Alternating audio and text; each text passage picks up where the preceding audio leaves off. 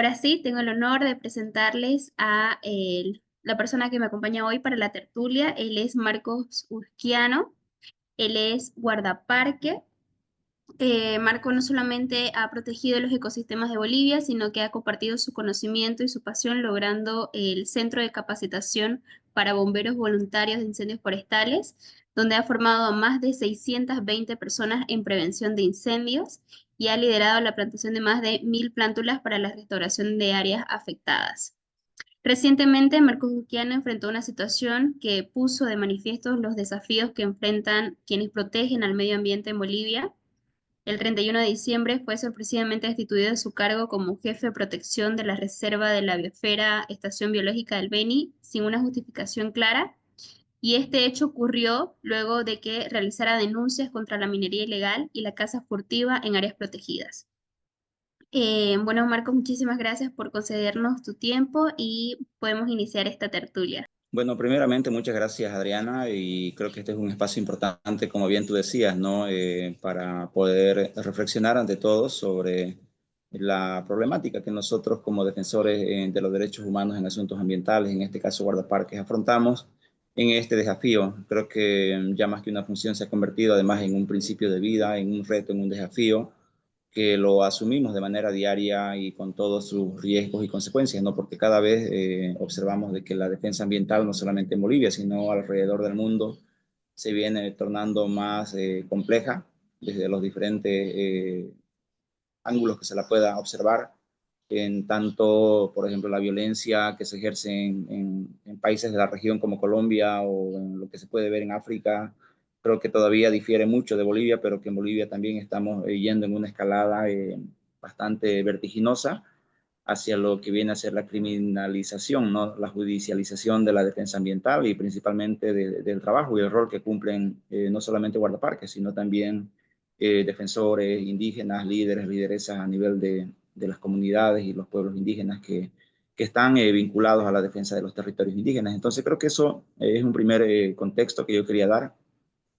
Sí, evidentemente a nivel de las áreas protegidas tenemos un marco normativo, una base legal que primeramente establece, ¿no?, las condiciones de protección que se deben desplegar en las áreas protegidas, las herramientas de gestión y todo lo que implica el manejo de estos espacios, pero al mismo tiempo también se tiene, por un lado, el reglamento interno de personal, el cual más o menos raya de repente la cancha de cuál debería ser el proceder, ¿no?, de esta defensa, pero sin embargo también hay un mecanismo de protección y defensa de los defensores ambientales que viene a ser el reciente o ni tan reciente Acuerdo Regional de Escazú, que dicta pautas claras respecto al rol de los estados, ¿no?, que deberían más bien garantizar y promover ambientes propicios, seguros y bueno, que brinden las condiciones necesarias para que los defensores ambientales, en todo caso guardaparques, como en el caso mío, podamos cumplir esta misión sin mayor hostigamiento, violencia ni judicialización de las acciones. Creo que ese es un aspecto muy relevante que yo lo quiero poner en evidencia, puesto lo que ha ocurrido el 31 de diciembre. No es que no hayan habido justificaciones claras, creo que no ha habido, más por el contrario, ningún tipo de justificación para tomar esa decisión, y de esa manera también lo ha evidenciado el tribunal o la sala constitucional segunda del Distrito Judicial de La Paz, por la cual pues le concedió la tutela del amparo constitucional presentado por el defensor del pueblo, ¿no?, en resguardo de mis derechos vulnerados, en todo caso como guardaparque, ¿no?, y en la cual se ha evidenciado de que esta acción de desvinculación injustificada, en todo caso, que pretendía ser justificada posteriormente, no era otra cosa que una medida de hostigamiento, persecución y acoso que mi persona venía sufriendo, no recientemente, no, sino que hace mucho tiempo atrás, por la defensa frontal, la lucha que hacemos contra la minería ilegal, el tráfico ilegal de fauna silvestre, las alertas que habíamos lanzado por el tema de los incendios forestales, y en su determinado momento también haber cuestionado el actuar negligente o tardío de repente de algunas instancias de Estado, ¿no?, que ellos lo ponían como causales para iniciarme un proceso sumario que trataron de iniciarlo, bueno, y lo iniciaron en realidad después de haber tomado la decisión de desvincularme, ¿no? Y que a raíz del fallo constitucional, pues todo este engranaje que ellos estaban pretendiendo imponerse ha caído, puesto que ha sido observado como una acción de hostigamiento, ¿no? Porque si bien ellos querían tomar una decisión, justificada. En todo caso, deberían haber hecho todo el proceso, justificar las acciones indebidas que supuestamente mi persona habría cometido para poder fundamentar y determinar una desvinculación de la forma como ellos la habían llevado, ¿no? Pero más allá del tema personal, Adriana, lo que nos preocupaba y me preocupaba acá en este caso en particular era el mensaje, ¿no? La intención que se tenía detrás de toda esta determinación que se pretendía tomar, ¿no? Básicamente era un intento de acallar la defensa ambiental, era un mensaje muy fuerte, una especie de escarmiento a quienes enarbolamos la defensa, la lucha y la protección de los recursos naturales de nuestras áreas protegidas, y no me refiero solamente a Marcos Busquiano, me refiero a toda la familia de guardaparques a nivel nacional. Creo que ese era el mensaje profundo de tratar de silenciar esta voz que muchas veces desde las áreas protegidas nace, ¿no? Con mucha fuerza, con mucha potencia, a través de redes sociales, medios de comunicación, colectivos de la sociedad civil. Entonces, como que de cierta forma creemos que eso ha incomodado a ciertos sectores de la sociedad, o más que todo del gobierno, sectores con poder o con intereses contrapuestos a lo que vienen a ser los objetivos de creación de nuestras áreas protegidas. Entonces, en todo ese marco se ha ido desarrollando la investigación. Si bien mi persona actualmente está reincorporada, restituida en sus funciones, muy a pesar de que todavía el CERNAP no ha cumplido con las formalidades tal cual corresponde e instruye la Sala Constitucional Segunda, pero sin embargo ya me encuentro cumpliendo acá, ¿no?, esa labor junto a los guardaparques en la Reserva de la Biosfera, Estación Biológica del Beni. Pero como contexto te puedo dar eso, ¿no?, que creo que la defensa ambiental en Bolivia todavía requiere de mucho apoyo, respaldo, no solamente de las autoridades de gobierno, sino de la sociedad civil, entendiendo que guardaparques y todo este contexto de defensores desempeñamos una labor bajo situaciones de hostilidad en diferentes niveles, ¿no? Y también en zonas remotas de muy difícil acceso, donde las autoridades de Estado deberían tratar más bien de precautelar y de facilitar el trabajo que desarrollan, como te bien te decía, guardaparques y todos los defensores ambientales, ¿no? Pero no por el contrario, además de ya trabajar en una situación de hostilidad y en muchos casos bajo condiciones adversas, que vengan autoridades que se impongan de repente el capricho o el criterio de complicar esta labor. Y una labor que está abocada básicamente a la defensa del medio ambiente, a tratar de asegurarle al pueblo boliviano un medio ambiente sano y saludable, garantizar la conservación, la protección de la fauna, la flora, la biodiversidad y ante todo las funciones ambientales que estas generan para el pueblo boliviano. Entonces creo que más bien el deber de las autoridades es de fortalecer y acompañar estas acciones de los guardaparques, pero no ponerse al otro lado y, como te digo, más bien tratar de entorpecer, tratar de generar persecución, hostigamiento, judicialización de estas acciones, ¿no? Que nosotros la vamos desempeñando con todas sus deficiencias, ¿no? Porque cumplir la función de guardaparque bajo las condiciones como las cuales trabajamos nosotros no es sencillo, Adriana, y eso yo te lo digo con mucha franqueza, cuando estamos desprovistos de los medios, de los insumos, de la cantidad suficiente de guardaparques, incluso de campamentos en buenas condiciones, sin el acompañamiento institucional. Nosotros como guardaparques, es importante aclarar esto, no somos una fuerza o un cuerpo armado, ¿no? Somos guardaparques que no portamos ningún tipo de armamento, no somos policías, utilizamos la voz, la persuasión, el mensaje de conservar la vida, la naturaleza para las actuales y futuras generaciones. O sea, no somos un cuerpo, como te digo, armado o militar que vamos a imponer la normativa ambiental con la fuerza ni por medios coercitivos, ¿no? Sino más bien somos gente de diálogo, de conversación, gente que llegamos a las comunidades, a las unidades educativas de esa manera, ¿no? Entonces creo que es importante que el pueblo boliviano reconozca esa labor de los guardaparques, como te digo, en condiciones adversas, difíciles, pero que cumplen una labor determinante para cuidar y proteger este medio tan importante, este patrimonio que tenemos como pueblo boliviano. Eh, Muchísimas gracias, Marco. La verdad que cuando me tocó preparar la presentación de usted, muchas de las cosas que coloqué ya las sabía porque su labor es muy reconocida no solamente en Bolivia, sino a nivel internacional. Estoy muy honrada de poder hablar con usted y por fin conocerlo a través de la pantalla. Sé mucho sobre usted con el tema medioambiental y me gustaría que me hablara un poco para que la gente también conozca bajo qué situaciones es que ustedes se enfrentan a las problemáticas con el tema de la conservación de las áreas protegidas. ¿Cuáles son las condiciones, el material que se les entregan, cuando ustedes deben solicitar que les envíen otro cambio de material, cuando necesitan gasolina? ¿Cuánto tiempo tardan en responder las instituciones que lo deben hacer? Bueno, y es importante igual mencionar eso, Adriana, ¿no? Cuando yo cuento mi historia, cuento el testimonio de Marcos Justiano, quisiera que la gente vea que el testimonio no es personal, ¿no? Sino el testimonio mío es el testimonio de más de 300 guardaparques a nivel nacional bajo diferentes circunstancias y maneras de cómo ellos trabajan en las diferentes áreas protegidas, ¿no?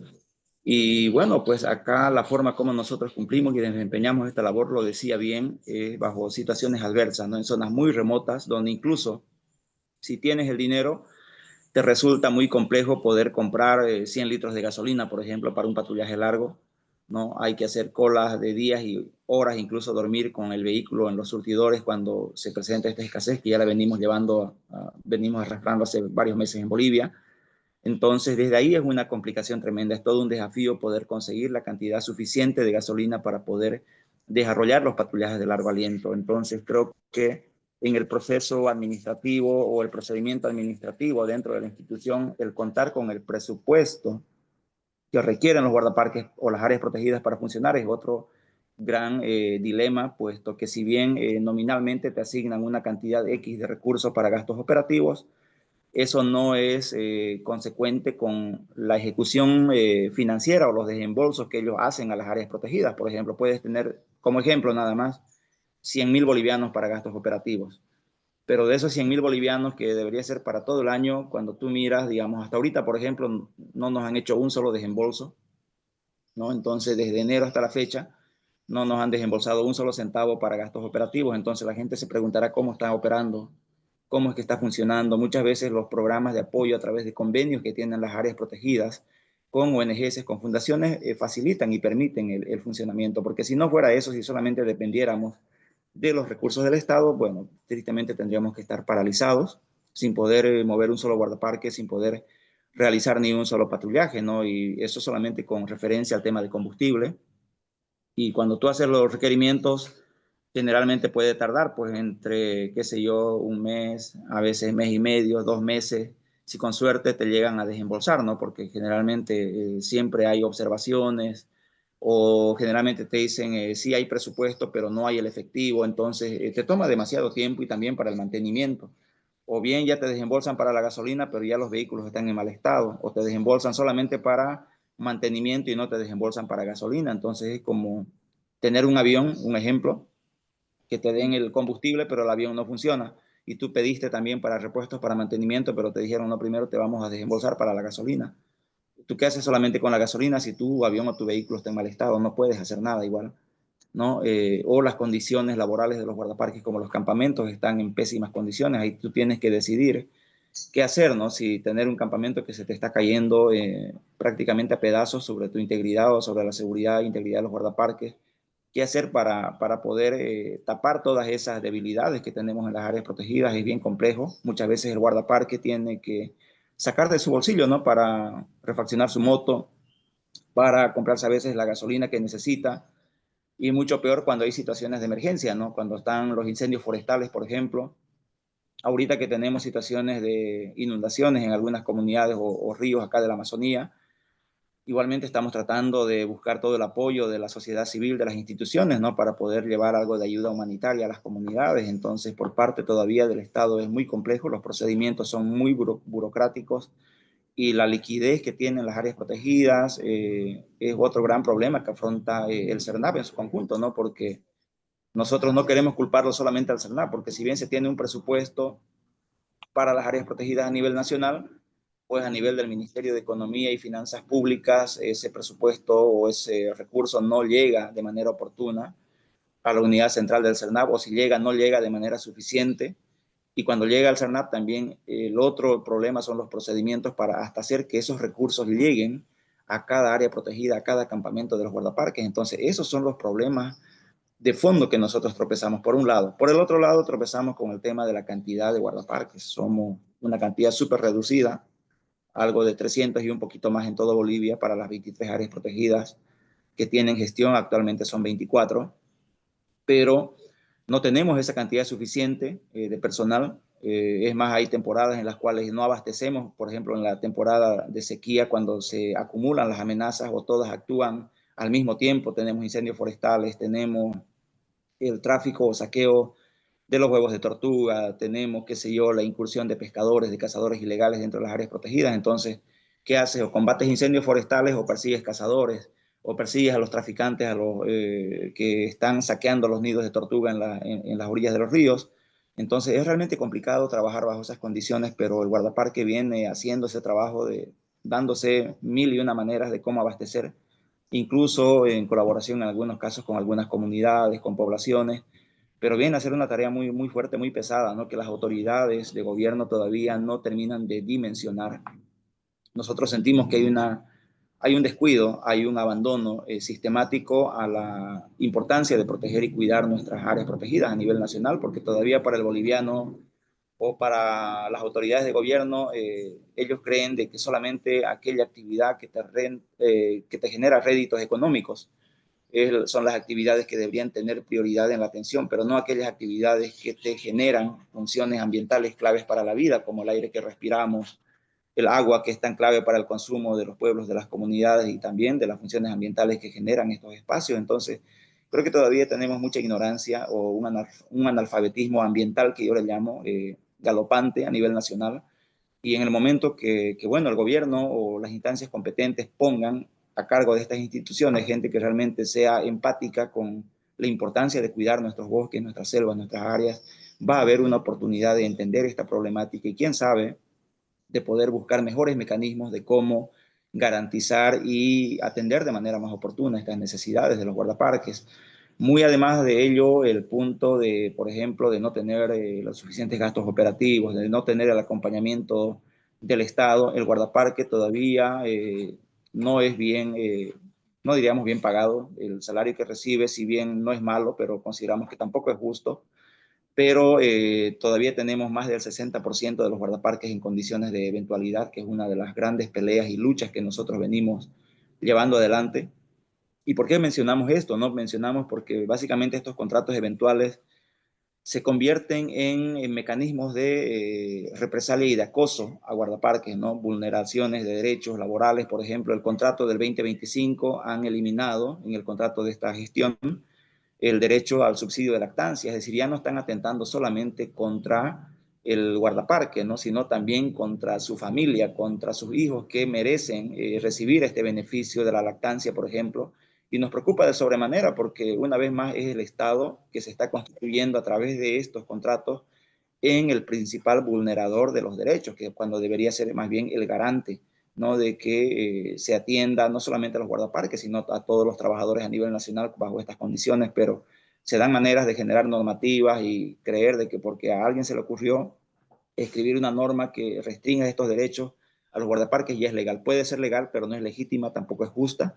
Asimismo, en estos contratos eventuales también se ha condicionado el pago de los aguinaldos, por ejemplo, a la disponibilidad de recursos financieros. ¿Qué quiere decir eso? Que ni siquiera están asegurados los aguinaldos, que son también un derecho laboral de todo trabajador en el territorio nacional, pero se lo ha puesto de tal forma que estaría condicionándose el pago siempre y cuando existan los recursos para poderlo cancelar. Entonces, vemos ahí una serie de aspectos que, además de las condiciones que habíamos mencionado al inicio, condiciones adversas, hostiles, falta de acompañamiento institucional, la falta de atención en las necesidades esenciales de los guardaparques, pero además hay una situación de vulneración de derechos laborales que hacen, como le digo, cuesta arriba esta labor, esta misión que tienen los guardaparques, pero ahí estamos cumpliendo esta complicada misión, porque creo que el guardaparque ya ha hecho de esta función una forma de vida, un estilo de vivir en armonía con la naturaleza, incluso en armonía con estas ingratitudes que a veces nos presenta la misma función.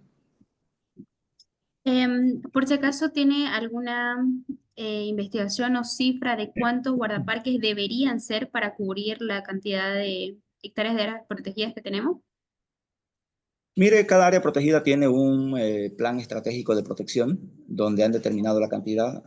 Si somos 300 ahorita, este es un cálculo muy personal mío, yo diría que duplicando esa cantidad, yo pienso que podría haber una cantidad relativamente suficiente para abastecer, ¿no? El cuidado de las áreas protegidas de manera más efectiva, pero duplicar esa cantidad de guardaparques también conlleva otro tipo de situaciones, como que aumentar la capacidad instalada, por ejemplo, que tienen las áreas protegidas en cuanto a vehículos, combustible, presupuesto, campamentos, etcétera, ¿no? Porque no puedes aumentar gente si no tienes ni siquiera la capacidad para refaccionar los campamentos en las condiciones bajo las cuales están trabajando actualmente, o si no tienes Exacto, la es como en cantidad materia, de... perdón, es como en materia de salud construir un hospital si no tienen ítem y no tienen insumo. Exactamente, es la misma comparación que hay. Entonces, para nosotros, como le digo, pasa por muchos elementos todavía centrales. Por eso es que habíamos planteado nosotros la importancia. En un determinado momento dijimos, ¿no?, de refundar el mismo CERNAP, ¿no? Es importante reflexionar sobre esta posibilidad de recuperar la institucionalidad de las áreas protegidas, porque aquí ha habido ese quiebre, ¿no?, al entregar una institución tan clave para la conservación de las áreas protegidas a un manejo discrecional de organizaciones, de dirigentes y de un cuoteo político, ¿no?, que básicamente ha dejado en segundo plano, o quizá mucho más adentro todavía, la prioridad de manejar de manera efectiva las áreas protegidas, sino que se han dedicado más bien a saquear o a confundir al Servicio Nacional de Áreas Protegidas o a las áreas protegidas mismas como la caja chica de estos dirigentes y de organizaciones que a su paso o a su turno, porque así lo han estado manejando en un determinado momento, la CSUCB, en un determinado momento los dirigentes de la CIDOP, ¿no? Y cada uno, como le digo, pretendiendo sacar el mayor rédito posible, o sea, lo han confundido como si esto fuera una microempresa o una empresa que le debe generar utilidades, ¿no?, a los dirigentes de estas organizaciones, o réditos políticos en todo caso, entonces dejando en segundo plano la importancia de atender y cuidar nuestras áreas protegidas, porque ese manejo discrecional ha deteriorado la capacidad operativa, efectiva y objetiva de poder precautelar este patrimonio del pueblo boliviano. Creo que eso es importante también mencionarlo, puesto que acá estamos hablando del patrimonio del pueblo boliviano. Pareciera que en una primera instancia fuera una demanda de guardaparques solamente para mejorar nuestras condiciones laborales, salariales o situaciones contractuales, no, pero todas estas situaciones que nosotros exponemos, Adriana, lo exponemos porque repercuten en la calidad del trabajo que se hace para poder conservar estos espacios. Si un guardaparque no tiene gasolina, si un guardaparque no tiene un bote, una camioneta, una motocicleta en buen estado o en la cantidad suficiente para poder hacer su actividad, entonces no va a poder realizar patrullaje y eso va a repercutir directamente en la conservación del espacio. Se le va a dar más oportunidad a los cazadores, a los avasalladores, porque al no haber presencia permanente, regular de guardaparques en las zonas más vulnerables de las áreas protegidas, pues no va a ser posible que los guardaparques intervengan de manera oportuna estos ilícitos. Entonces, es ahí donde estamos perdiendo la objetividad y la oportunidad de poder garantizar y precautelar, como le digo, este patrimonio que es de todos, no solamente del pueblo boliviano, sino de la humanidad. Cuando ustedes encuentran alguna situación como avasallamiento, cazadores, quema, cuando realizan las denuncias, ¿cuánto tiempo tardan en responder o en brindarles el apoyo?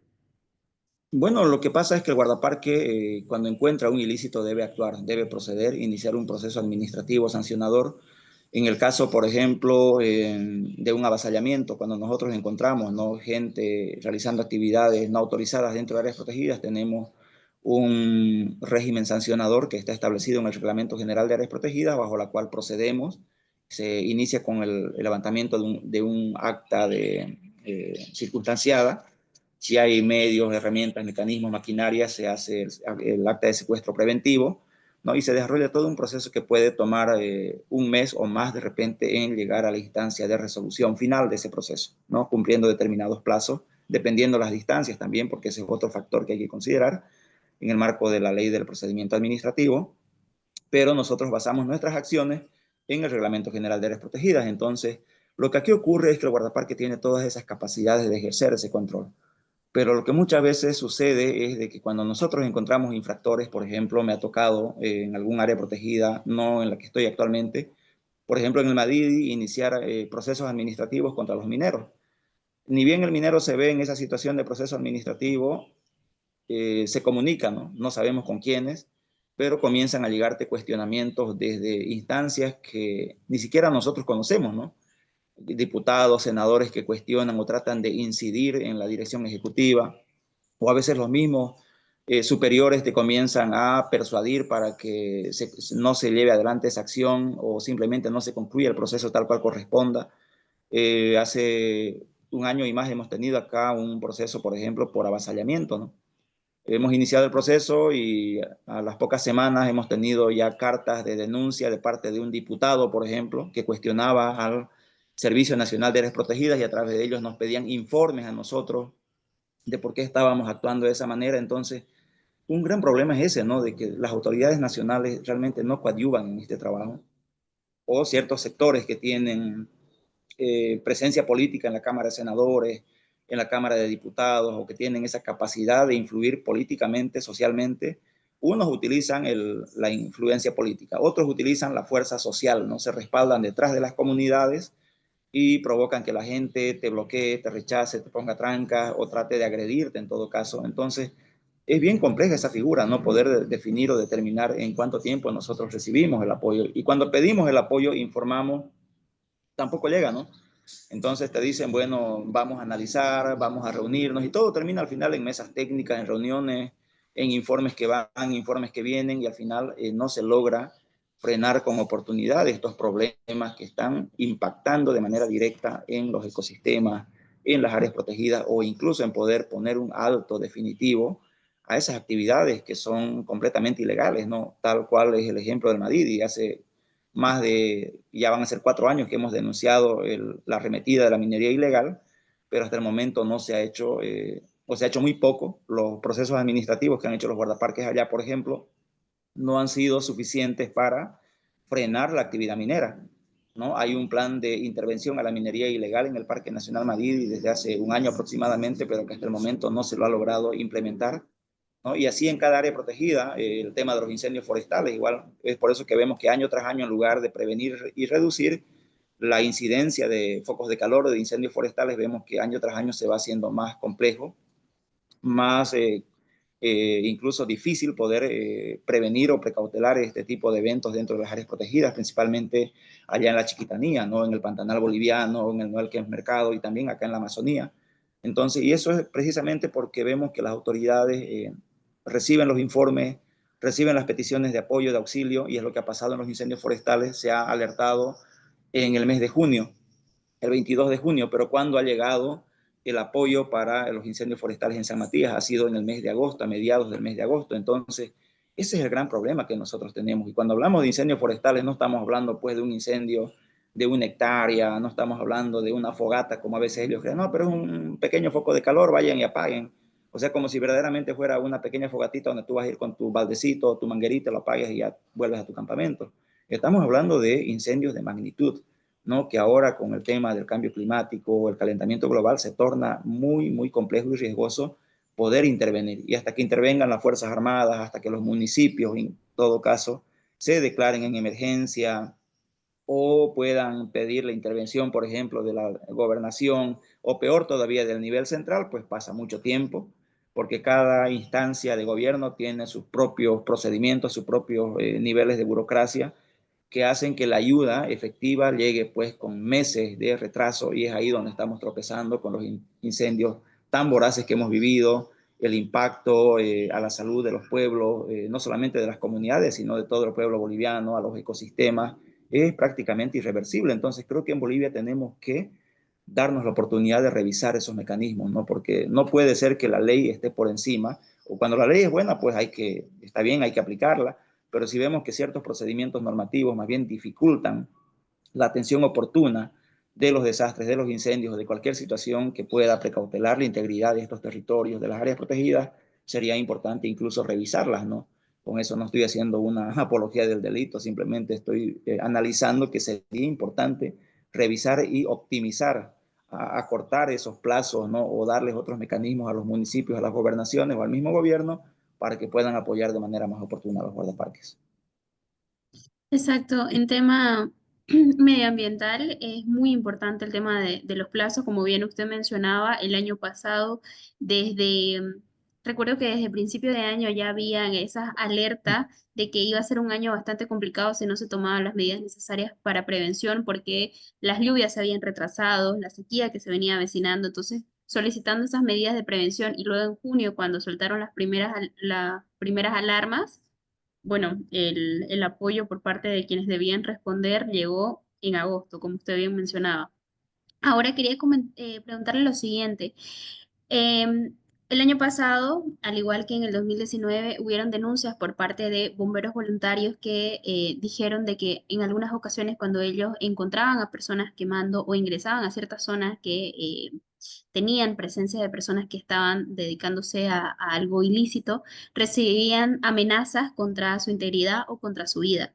Esto, en el caso de los guardaparques, ¿ustedes también han sufrido este tipo de amenazas? Y si es así, ¿han tenido el apoyo de las autoridades para resguardarlos en su trabajo?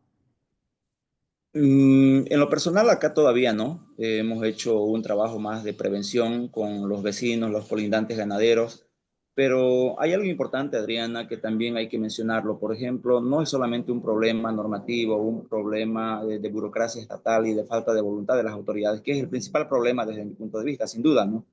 Pero aquí, más allá de todo eso, Adriana, también nosotros hemos identificado un problema de conciencia social de la gente, ¿no?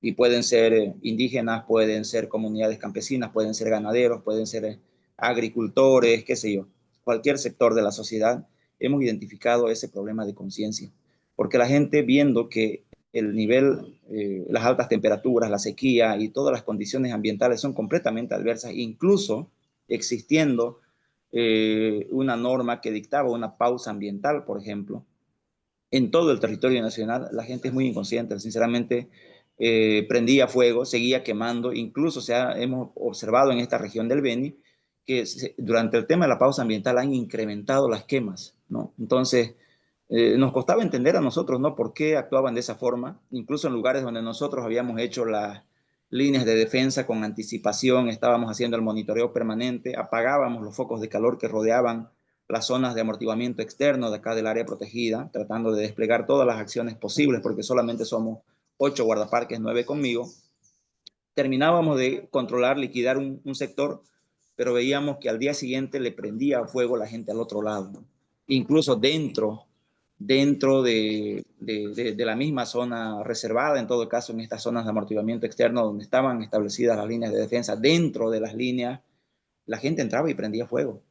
Entonces vemos ahí una actitud maliciosa, sinceramente no hemos tenido la oportunidad de encontrar a ninguno de ellos, pero estamos seguros que si ocurría o encontrábamos personas íbamos a tener una situación completamente distinta, capaz de amenazas, de agresiones como la que usted menciona, pero sí aparentemente en otros departamentos como Santa Cruz principalmente han tenido este problema, también en algunas regiones del Beni, principalmente con bomberos voluntarios, yo he escuchado mucho de esa situación y también en áreas protegidas como el Madidi, por ejemplo, donde se han originado incendios forestales en zonas donde no existen poblaciones humanas, digamos, comunidades, ¿no?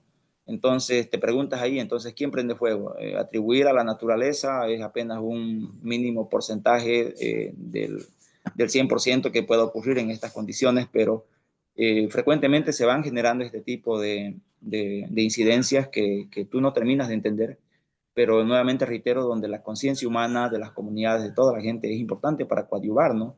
No puede ser que si vemos una casa quemándose, por un lado vemos bomberos, vemos personas ahí tratando de ayudar y colaborar, pero otros que estén metiendo fuego del otro lado, entonces vemos realmente esa necesidad de seguir educando, sensibilizando a las comunidades, pero también aplicando la normativa tal cual corresponde, ¿no? Donde realmente persona que sea encontrada infraganti o se determina algún tipo de responsabilidad sea sancionada tal cual corresponde.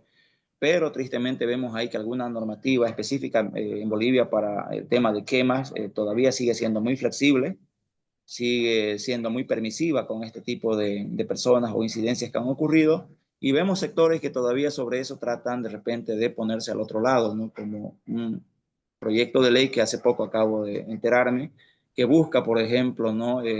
Obtener ciertos beneficios respecto a la función económica social que debería como que suspenderse, ¿no? Durante los próximos 7 años, por ejemplo, ¿no? Precisamente en estos sectores donde han habido quemas, incendios y una serie de situaciones complejas, pero nuevamente digo que es ahí la falta de conciencia de la sociedad, del pueblo, de estos sectores y una falta de voluntad política también para poder imponer el cumplimiento normativo a nivel nacional.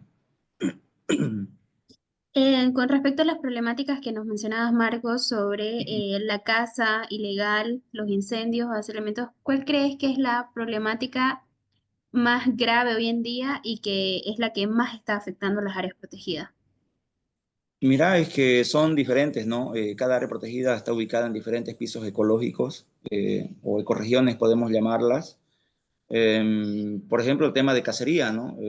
Cacería comercial o cacería de subsistencia es muy distinta, ¿no? Que pueden practicar algunos pueblos indígenas en el marco de sus usos y costumbres para su autoconsumo, pero otra es la cacería comercial o la cacería furtiva, ¿no? O la cacería que está vinculada a, por ejemplo, el tráfico de especies silvestres o partes de animales, ¿no? Como en algunos años atrás era el tráfico de colmillos de jaguar desde Bolivia a China, o lo último que hemos denunciado nosotros como esta cacería safari que se estaba practicando desde Argentina hacia Brasil e incluso parte de Bolivia.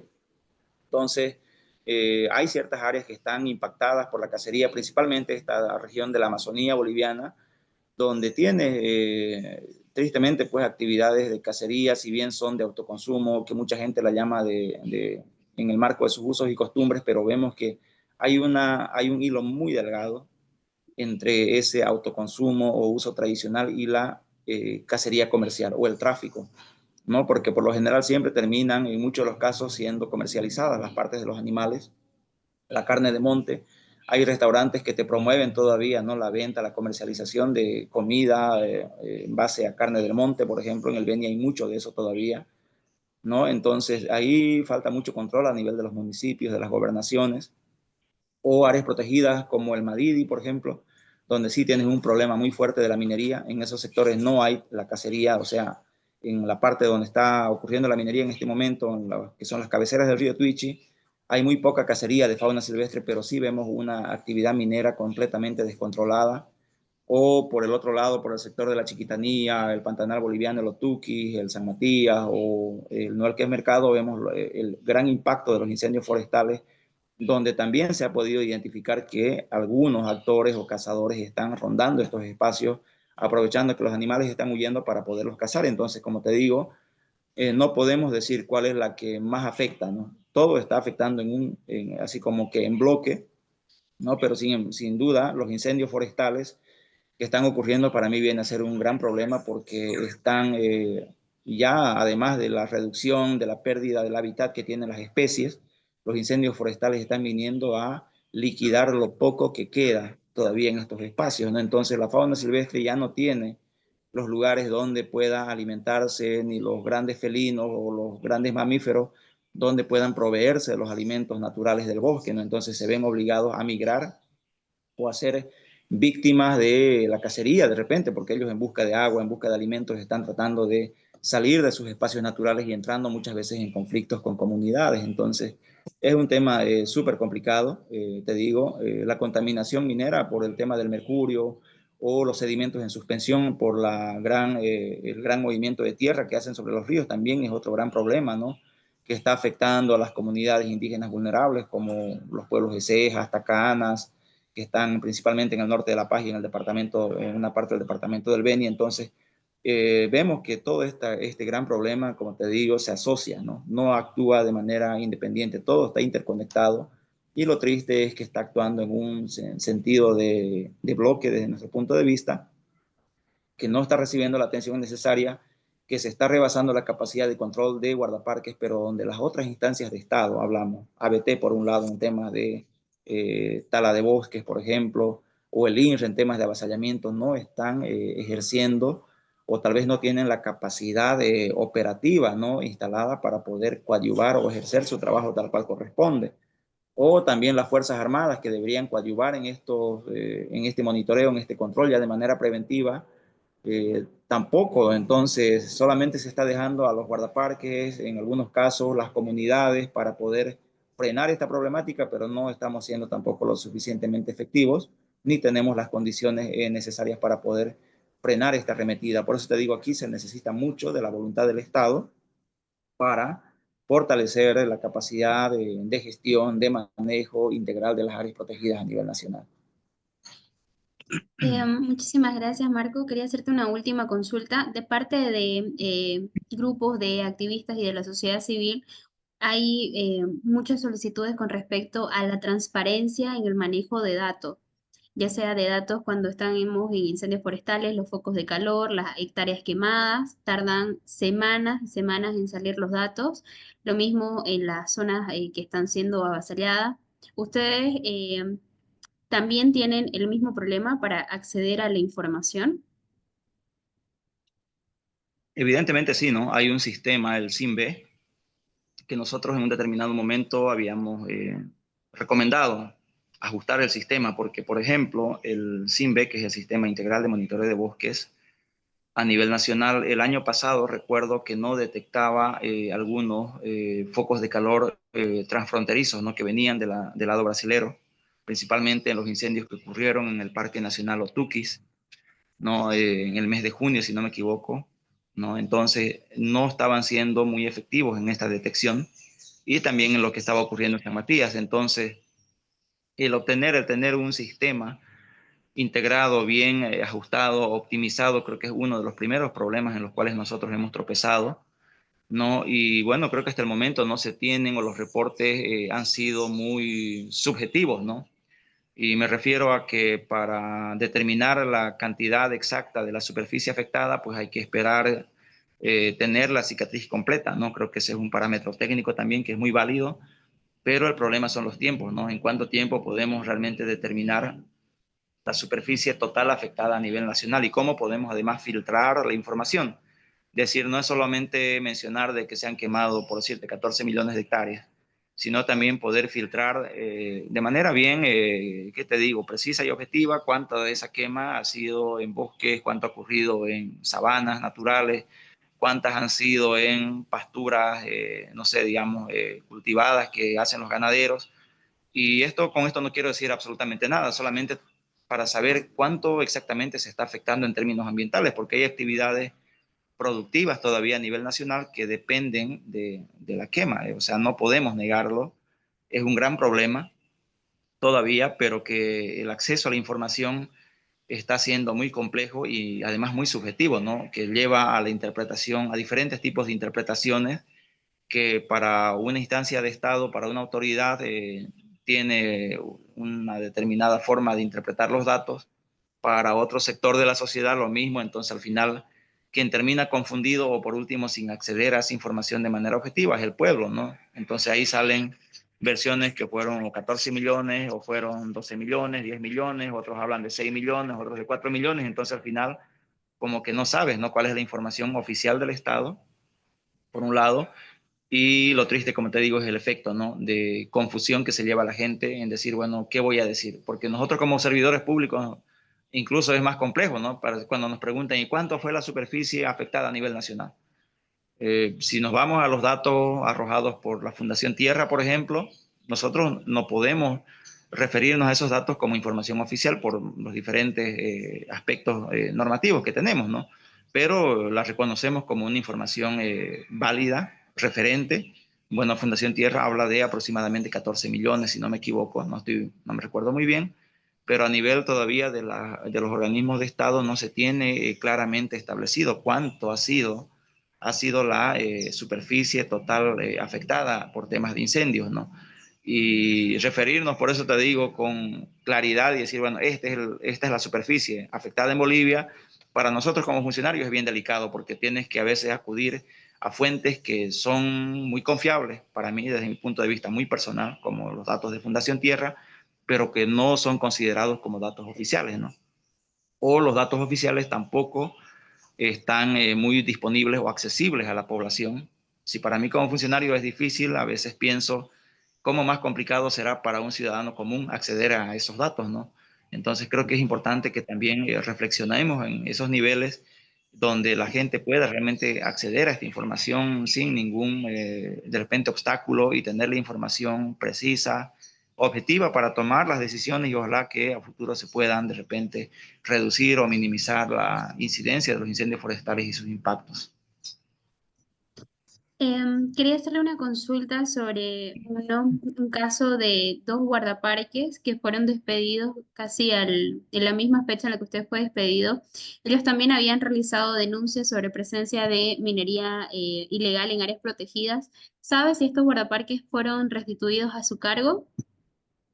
Bueno, el caso de Luque López y de Ignacio Guari, ellos han sido sujetos a un proceso sumario, si no me equivoco, en el mes de agosto de 2024, ¿no? Y ya por el mes de octubre, noviembre, no recuerdo muy bien, ahorita le mentiría si le digo la fecha exacta, ellos fueron desvinculados, ¿no? De sus funciones, ¿no? Pero resultado de un proceso sumario en el cual aparentemente no se han seguido todos los procedimientos del debido proceso, tal cual corresponde, ¿no? Eso es lo que ellos denuncian y todavía no han sido restituidos a sus cargos. Y no es solamente el caso de estos dos guardaparques. Nosotros, como Asociación Boliviana de Guardaparques, hemos hecho la observación y solicitado al ministro de Medio Ambiente en la reunión del día miércoles pasado y también en la reunión que tuvimos con la Dirección General de Biodiversidad para que se puedan restituir o reincorporar a todos los funcionarios que han sido desvinculados de manera injustificada, ¿no? Entonces hemos hecho más o menos un conteo de 9 o 10 funcionarios, entre guardaparques, directores, jefes de protección,